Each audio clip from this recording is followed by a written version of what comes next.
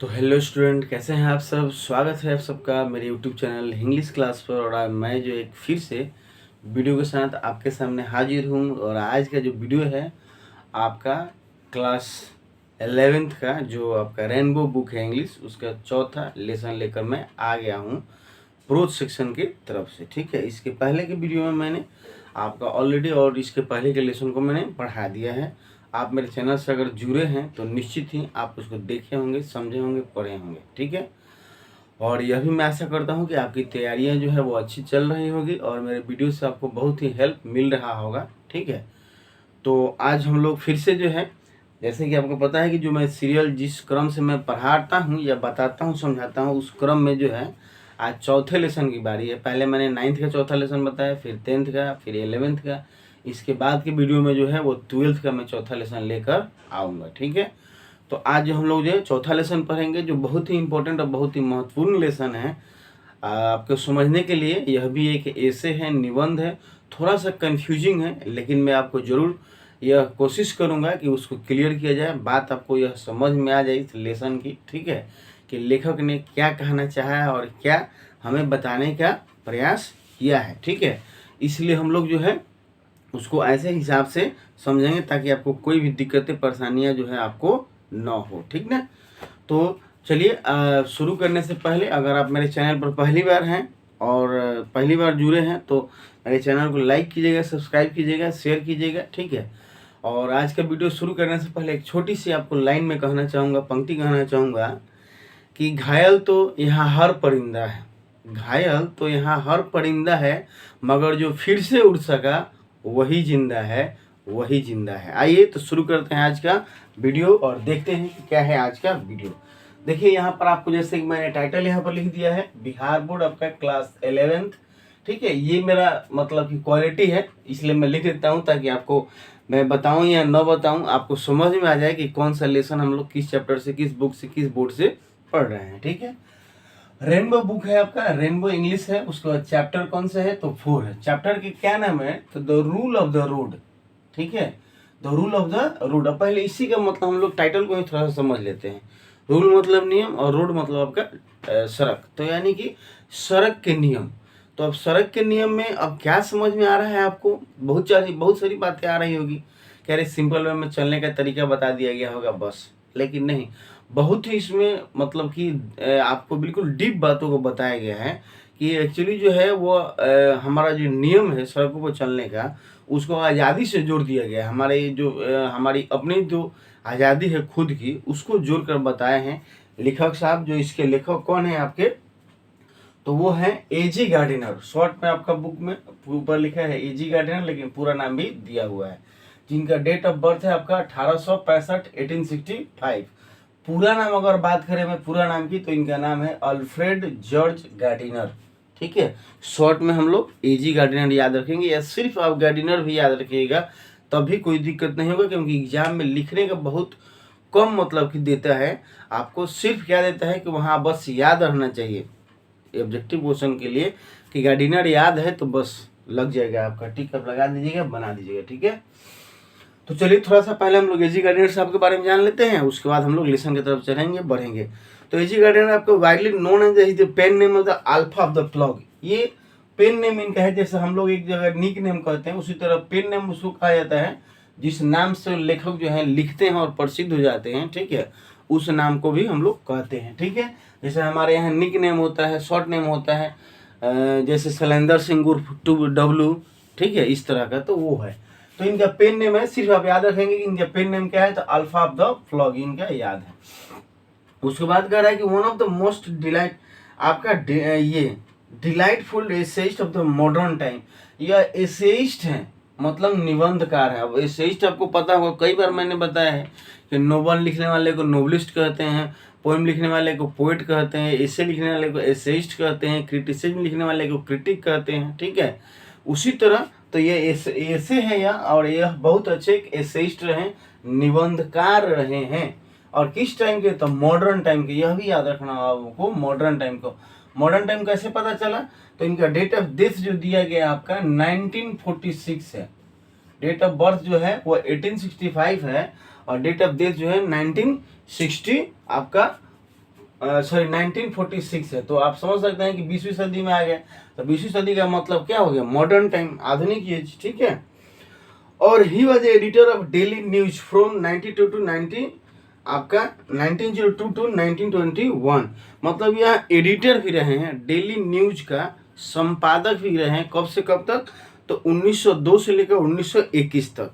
His ऐसे combine idea and emotion with the beauty form of the remind of the pleasure things. कह रहे हैं कि इनके जो भी ऐसे हैं वह क्या कंबाइन करता है, उसमें क्या क्या रहता है, तो कंबाइंड आइडिया एंड इमोशन, मतलब बहुत अच्छा है कि हमें बात बताता है और इमोशन से जोड़ कर बताया जाता है। And beauty form and the remind of the pleasant things, और हमें मतलब किसी चीज़ की याद दिलाता है कि वो ये चीज़ें हमें होना चाहिए।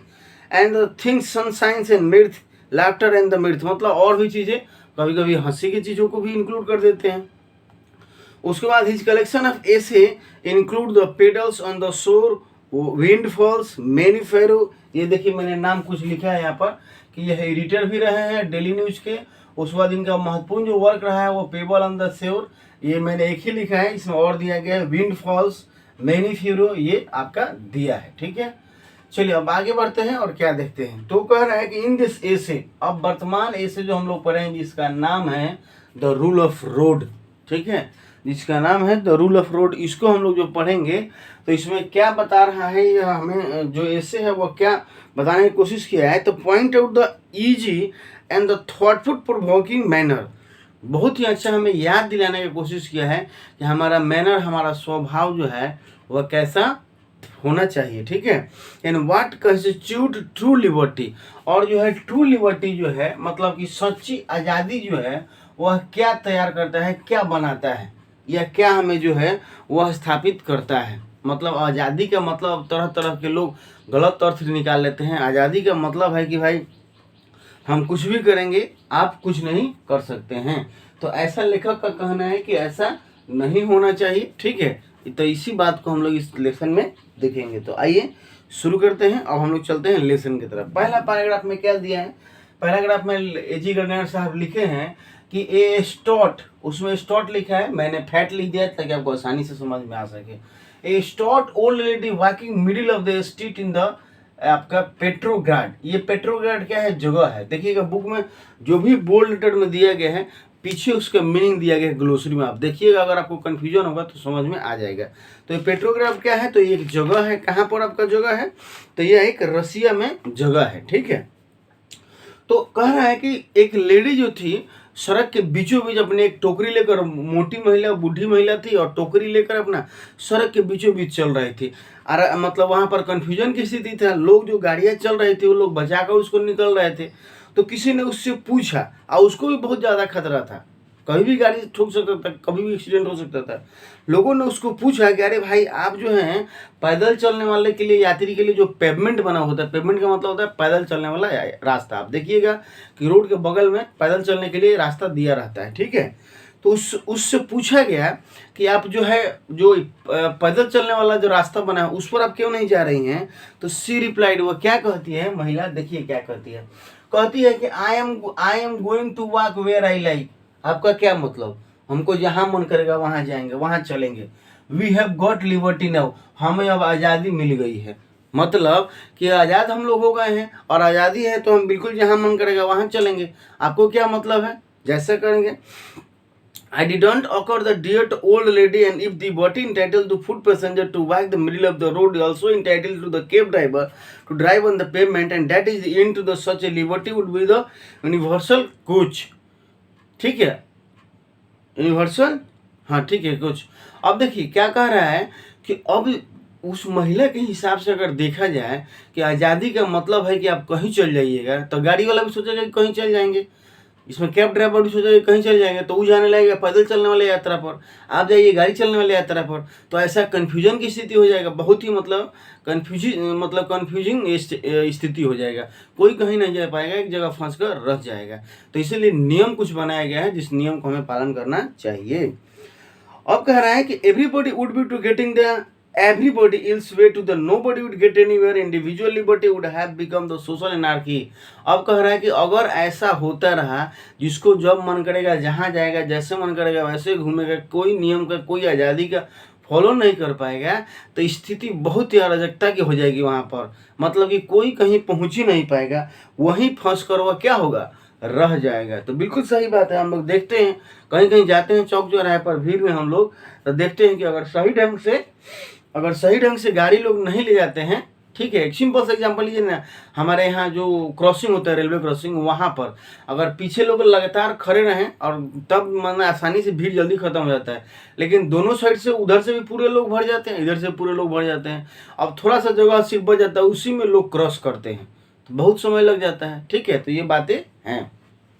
चलिए अगले पैराग्राफ की तरफ चलते हैं। ये तो महिला की बात हो गई। अब लेखक बता रहे हैं कि that there is a danger of the waiting world getting liberty drunk in these days, like to the old lady basking in the just will the remind ourselves what the rules of the means. It's mean that the other that the liberty all may be the preserved liberty everybody must curtail and when the policeman in the Piccadilly circus. अब एक बात आती है, देखिए यह भी एक बात है कि individual liberty become the social energy. मतलब कि अगर ऐसा हम लोग, जैसे मैंने आपको कहा कि कोई भी जिसको जहां मन करे चले, तो यह सोशल एनार्की हो जाएगा। मतलब बहुत ही सामाजिक, मतलब कि कंफ्यूजन की स्थिति वहां पर हो जाएगी।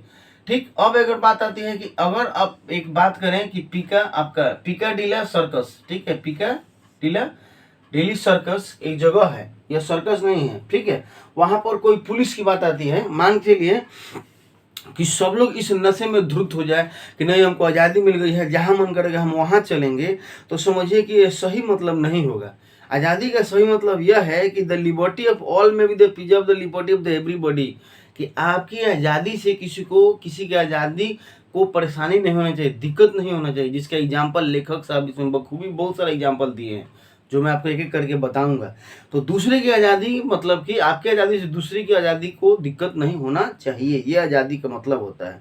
जैसे कि आप पिकाडिला सर्कस में अगर आप जाएं तो in the middle of the road and the put, वहाँ पर जो है ट्रेनरी but the liberty you may think so, वहाँ पर आप जाइएगा, मतलब एक चौराहा जगह है, यह भी बुक में दिया है, इसके मीनिंग देख लीजिएगा कि उस चौराहे पर अगर पुलिस कोई जाता है और जाकर हाथ खड़ा करता है या हाथ आपको देता है ट्रैफिक पुलिस, तो जाहिर सी बात है कि वो आपके फायदे के लिए करता है। ऐसा थोड़ी है कि वो आपसे गुस्सा है, चाहे वो अपनी आज़ादी का फायदा उठाकर किसी तरह घुमा रहा है, ठीक है, तो वो आपके भलाई के लिए करता है। If you may think so that you may be in the hurry sing to your the motor car stop. अब एक और इंसिडेंट बता रहा है इसमें, ठीक, कि आप अगर वहीं पर अगर जा रहे हैं और आप बहुत जल्दी में हैं, हड़बड़ी में है, मुझे जाना है, और अचानक जो है कोई पुलिस वाला रोक देता है, अरे रुको रुको रुको, गाड़ी आपका रोक देता है, आप अचानक रुक जाते हैं, उससे कहते हैं अरे भाई मुझे जल्दी है, जाना क्यों, मतलब कि क्यों नहीं जाने दे रहे, क्यों मुझे रोक दिए, ठीक है, तो आप उससे बहस करने लगिएगा। आप कहेंगे कि भाई आप मेरी आज़ादी को क्यों छीन रहे हैं, मतलब कि आपको किसने अधिकार दिया मुझे रोकने का, आप रोक दे रहे हैं, ठीक है, मतलब हो सकता है आप गलत साइड में जा रहे हो, चाहे रॉन्ग साइड में जा रहे हो, चाहे रॉन्ग वे से चला रहे हो, ठीक है, तो रोक देगा। तो अगर कह रहा है कि dare fellow to interfere with the free of the public highway, तो अगर कह रहा है कि हाउ डेयर दिस, तो आप उससे पूछिएगा, अगर आप सही आदमी नहीं होंगे तो आप उससे जरूर बहस कर लीजिएगा और पूछिएगा कि आपने मुझे रोकने की हिम्मत कैसे किया, ठीक है। लेकिन there is if you are the reasonable person, लेकिन अगर आप विचारणीय व्यक्ति हैं, आप सोचने वाली व्यक्ति है, तो निश्चित ही आप उस व्यक्ति की बात को मानेंगे, उस पुलिस ट्रैफिक के नियम को मानेंगे, ठीक है। और तब क्या होगा, all you have submitted the curtailment of the private liberty in order to you may enjoy the social order which make you liberty reality। और हमें अपने आज़ादी को कर्टेल करना पड़ेगा, काटना पड़ेगा, उसमें से कम करना पड़ेगा, ताकि सामाजिक मतलब की चीज़ों को दिक्कत ना हो और समाज का डेवलपमेंट हो सके, विकास हो सके, ठीक है। अब कुछ आगे बढ़ते हैं। Liberty is not a personal affair. तीसरा पैराग्राफ में लेखक साहब कहते हैं, ये तो हरी वाली बात हो गई कि आप जल्दी में जा रहे हैं, किसी पुलिस वाले रोक रहा है आपको, तब आप कहेंगे if you are a reasonable person, अगर आप एक अच्छे व्यक्ति हैं तो आप उसकी बातों को मानेंगे। अगला पैराग्राफ, तीसरा पैराग्राफ में कह रहा है कि liberty is not a personal affair. मतलब अगर हम सोचेंगे कि अरे आज़ादी है, तो आज़ादी क्या है, मेरा है, अपना है, मेरी व्यक्तिगत कोई बात है, ठीक है, मेरी व्यक्तिगत चीज़ है, तो नहीं, ये गलत है, ठीक। इसी में लेखक साहब इस चीज़ को समझाने के प्रयास किए हैं कि not a but A social contract, जबकि यह एक सोशल कॉन्ट्रैक्ट है, एक सामाजिक समझौता है। आज़ादी क्या है कि एक सामाजिक समझौता है, ठीक है। और interest, it mean do not touch anybody to liberty of course, I may do say free like. अब इसका मतलब ये नहीं, in nature we do not touch anybody else liberty to गर्स मे फ्री एज लाइक, किसी के दूसरे की आज़ादी को आप नहीं मतलब कि बाधित कर सकते हैं अपने आज़ादी की वजह से। ठीक है, आगे बढ़ते हैं।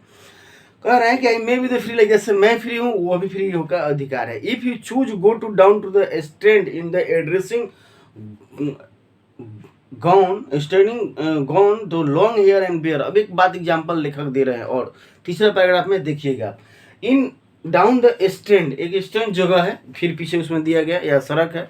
तो कह रहे हैं कि अगर आप स्टैंड सड़कों पर जाते हैं, लंबे लंबे बाल कर लीजिए, ठीक है, लंबे आप बाल कर लीजिए, उसके बाद आप जो है और लंबे लंबे हेयर कर लीजिए, किसी तरह का ड्रेस पहन लीजिए, बिना पैर का जाइए, ठीक, उसके बाद हो गया तो एंड से मे ने and you have liberty to laugh at me but I have liberty to indifferent to you if you have a fancy dyeing hair and waxing. मतलब आप किसी तरह से बन ठन के, चाहे आप लड़की का ड्रेस पहन कर जाएं, चाहे आपके लंबे लंबे बाल हो, चाहे आप खाली पैर से जाएं, ठीक है, लेकिन आप सही तरह से जा रहे हैं, सही तरीके से जा रहे हैं, तो कोई आपको कोई डिस्टर्बेंस नहीं होगा, कोई दिक्कत नहीं होगा। आप लड़के हैं तो लड़की का ड्रेस पहन कर चले जाइए, लेकिन आप सही प्रॉपर वे में जाइएगा, सही रास्ते पर अगर जाइएगा, सही रूल से जाइएगा, तो कोई आपको कुछ नहीं कहेगा। यही लेखक बताने के प्रयास किए हैं कि इसमें टॉल हैट कुछ भी पहन लीजिए तो shall follow the fancy and ask no man permission.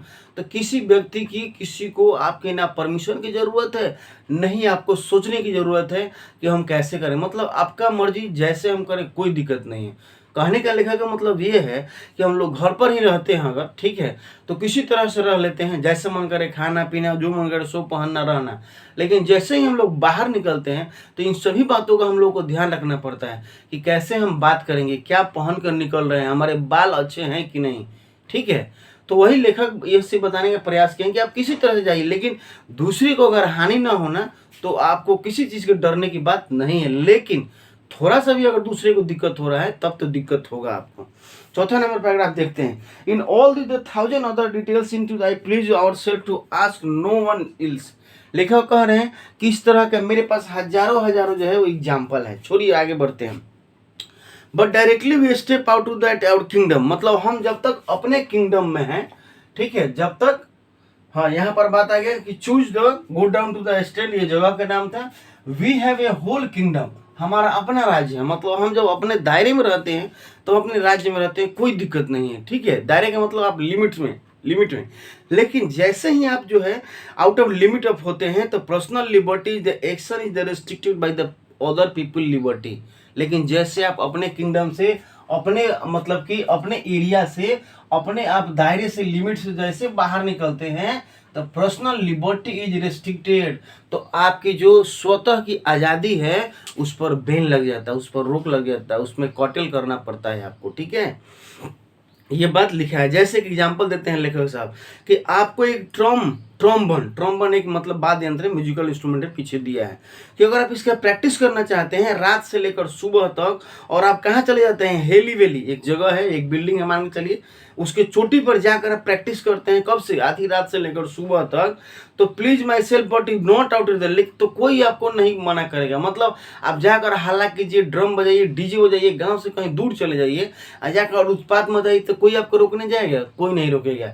लेकिन यही काम अगर आप सड़क पर करते हैं रात में 3 बजे से, रात में 12 बजे से लेकर, यानी कि आधी रात से लेकर सुबह तक, तो निश्चित ही जो लोग सो नहीं पा रहे हैं, जिसको डिस्टर्बेंस हो रहा है, वो आपको जाकर रोकेंगे कि अरे भाई ये क्या कर रहा है बिना मतलब का, जाना है तो दूर जाकर करो। वहाँ पर आपको ऑब्जेक्शन किया जाएगा, लोग आपको ऑब्जेक्ट करेंगे, ठीक है। And there are lot of people in the world that have the communicate liberty with their, और बहुत सारे धरती पर ऐसे लोग हैं, there are the people in the world and I have to accommodate my liberty to their. तो हमें जो है ये ट्रेम्बन का प्रैक्टिस करते, ये मैंने बता दिया कि if you do out to the street, अगर सड़क पकड़ते हैं तब ऑब्जेक्शन होगा। We accommodate to their liberty, हमें अपने आज़ादी से दूसरों को आज़ादी को सामंजस्य करना पड़ता है, मतलब मिलाकर चलना पड़ता है, समाज का एक तालमेल होना चाहिए हमारा और समाज का, ठीक है। अगले पैराग्राफ में देखते हैं 5वें नंबर में, liberty is the unfortunate and much more consist imperfect order and the on. ये इसमें और कोई बात नहीं है कि unfortunately we are much more conscious to the imperfection order to in the respect of then. अगर ऐसा नहीं करते हैं तो कभी भी हम परिपूर्ण नहीं हो पाएंगे, उस समाज के डेवलपमेंट नहीं होगा, आपका नहीं होगा। I got in the railway station, sorry I got in the railway carriage. अब लेखक एक बार का एग्जाम्पल देते हैं कि मैं एक बार जा रहा था, ठीक है, ट्रेन में, और ट्रेन का एग्जाम्पल देते हैं। मैं आपको मुजबानी ओरली में बता देता हूँ, आप समझ लीजिएगा, क्योंकि पूरे अगर एक एक लाइन समझाएंगे तो ऑलरेडी वीडियो जो है वो बहुत लंबा हो जाएगा और आपको समझने में फिर दिक्कत होगी। 6ठा नंबर पैराग्राफ आप लेखक कह रहे हैं कि मैं एक जा रहा था, ठीक है, और मैं जाकर क्या कर रहा था कि मैं एक किताब पढ़ रहा था। और किताब पढ़ रहा था किस लिए, तो किसी चीज़ को सोचने और विचारने की किताब को पढ़ रहा था कि मैं इससे कुछ सीख सकूँ, समझ सकूँ। तब तक क्या हुआ कि एक कपल ऑफ मैन, एक आदमी जो होता है, मैं कैरेज में जा रहा था, एक कपल ऑफ मैन, दो आदमी जो थे उसी ट्रेन में चढ़ते हैं, और चढ़ने के बाद क्या करते हैं कि जोर जोर से बातें करने लगते हैं, बहुत जोर जोर से, और जोर जोर से बातें करने लगते हैं। मुझे डिस्टर्ब होता है, मैं कंसंट्रेट करना चाहता हूँ अपने किताब पर कि मैं इससे कुछ सीख सकूँ, क्योंकि मैं किताब को सिर्फ सीखने के लिए पढ़ता हूँ। जो लोग मतलब कि इंटरेस्ट के लिए, प्लेजर के लिए पढ़ते हैं, आनंद के लिए पढ़ते हैं, उनकी बात अलग है, वो आप ध्यान भटक जाए तो कोई बात नहीं, लेकिन जब आप किसी चीज़ को समझने के लिए पढ़ते हो तब दिक्कत होगी। तो वही दो आदमी बहुत तेज़ी से बात कर रहे थे, जोर जोर से। लेखक उसको देखते हैं, समझते हैं, और वो व्यक्ति क्या कर रहे थे, तो अपने घर परिवार के बारे में बात कर रहे थे कि मेरा फूफा ऐसा किए, तो मेरे चाचा ऐसा किए, तो मेरे मामा पॉलिटिशियन हैं, तो ये हैं वो हैं, तो मेरे गार्जियन, मेरे पूर्वज जो थे, आपका जो क्या अंग्रेजों के साथ लड़ाई लड़े, मतलब जोर जोर से एकदम चिल्ला चिल्ला कर। लेखक सोचते हैं, no one if you are reading to book please her the method going when you are the reading the task. अब वही बात बता रहे हैं इसमें, pumps and the journey to loud of the pumps. अब लेखक मतलब लोग, सब लोग उनके तरफ ध्यान एकदम देख रहे हैं। As results of the cause section, और मैं उसमें किताबों में उलझा था अपना आर्टिकल सेक्शन पढ़ने के लिए, उसमें की जो बातें थी। Her voice rose like a glen, लेकिन उसकी आवाज़, जो व्यक्ति जो था उसकी आवाज़ जोर जोर से मुझे सुनाई दे रही थी। मैं मतलब कि उसके तरफ किसी तरह से चल ही जा रहा था ध्यान। और क्या बातें कर रहा था, जो मैंने बताया कि फ्रेंच कैसे जो थे वो काम किए, मिस्टेक जर्मन ने क्या मिस्टेक किया, मतलब कुछ इतिहास भूगोल की लड़ाइयों के बारे में बात कर रहे थे। इतना बोले, and had before oh I work like baron orange and going some uninteresting song of long ago. और ऐसे वो मैंने उनके आवाज़ मतलब गूंज रहा था कि बिल्कुल कर्कश, जैसे आप लोग देखते नहीं हैं कि कुछ लोग ढीलने वाले बहुत ज़्यादा होते हैं, वही ढीलने वाला वो व्यक्ति था। तो लोग समझ जाते हैं सामने वाला व्यक्ति क्या अरे ये फेंकू मल है, फेंक रहे हैं। उसी तरह लेखक कह रहे हैं कि ऐसा लग रहा था कि जैसे वो कर्कश एक सॉन्ग हम लोग सुनते हैं जो सुनने का मन नहीं करता है, वैसे हो रहा है, ठीक है। चलिए अगले पैराग्राफ में, I had asked to good enough to the talk in to the lower tone I dare to say he would have thought that he was very rude fellow. लेखक 8वें नंबर पैराग्राफ में कहते हैं कि अगर मैं जाकर उससे कहता कि अरे भाई थोड़ा धीरे बात कीजिए, यहाँ पर और भी बहुत सारे लोग हैं, कुछ पेशेंट हैं, कुछ कमज़ोर लोग हैं, कुछ डॉक्टर के पास जा रहे हैं, कुछ एग्जाम की तैयारी कर रहे हैं, और आप इतना जोर जोर से चिल्ला रहे हैं, तो निश्चित ही वो व्यक्ति जो होता वो मुझे क्या कहता कि अरे कितना मूर्ख आदमी है, हम आपसे मैंने पूछ के बतियाएंगे, हम आपसे परमिशन लेकर बतियाएंगे, हमारा मन है, जैसे मन करेगा वैसे हम बतियाएंगे, आप कौन होते हैं रोकने वाले। तो ये बात लेखक जो है सोच रहे हैं कि ऐसा होता है। और जब वह व्यक्ति वहाँ से यात्रा उसके खत्म हो जाता, उतर कर चला जाता, तो सब लोग रिलैक्स चैन की सांस लेते, हे भगवान धन्यवाद इसकी यात्रा के लिए, गया यहाँ से, फेंकूमल गया, ठीक है, ऐसे सोच रहे हैं। नाउ 9 नंबर पैराग्राफ कह रहा है कि I believe that the right small people quite to the important preserve to the small nationalities when I hear to the aggressive bullying horn to the some motor deliberately use, I confess that I feel something boiling up into me which was the like। अब एक और बात लेखक कह रहे हैं 9 number paragraph में कि अब अगर आप कहीं जा रहे होते हैं और आपके पीछे से कोई व्यक्ति जो है मोटरसाइकिल, कोई बाइक वाला एकदम हॉर्न पे पियाते हुए और आपको क्रॉस करके निकलता है, आपको लगता है कि आप टकरा जाएंगे, चाहे हम में टकरा जाएगा, तो ऐसा जब होता है उस समय क्या होता है कि खून खोल जाता है आदमी का, मन करता है कि इसको पकड़ के इतना मारे कि जब तक हम बेहोश नहीं हो तब तक मारते रहें, ठीक है।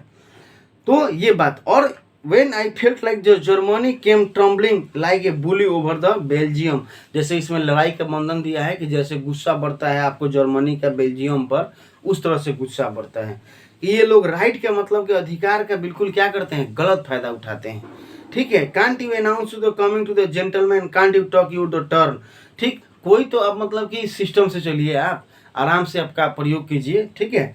चलिए 10 number paragraph, there is the more harmless person who have bought to the ballet and the gramophone on the Sunday and afternoon to the thing going in the open the window and fill in the street with the keep home with the fire and burning in banality we are right to limit social behaviour into the matter we set lest the term born illustration against Hazlitt said that the who it wanted. अब एक और बात इसमें 10वें number paragraph में कह रहे हैं कि अगर आप कोई हारमोनियम बजाना चाहते हैं, प्रैक्टिस करना चाहते हैं, तो आप घर का खिड़की अगर खोल दें या बूफर बजाना चाहते हैं, डीजे बजाना चाहते हैं और कस के साउंड करके बजाइएगा खिड़की खोल के, तो बगल वाले घर के आसपास वाले लोगों को दिक्कत होगा, उससे परेशानी होगा। तो आपको वो ऑब्जेक्ट करेंगे, आपको समझाएंगे, मना करेंगे, रोकेंगे कि भाई ऐसा नहीं करो, दिक्कत हो रहा है, बच्चे हैं, बुजुर्ग हैं, कमज़ोर हैं, पेशेंट हैं, ठीक है।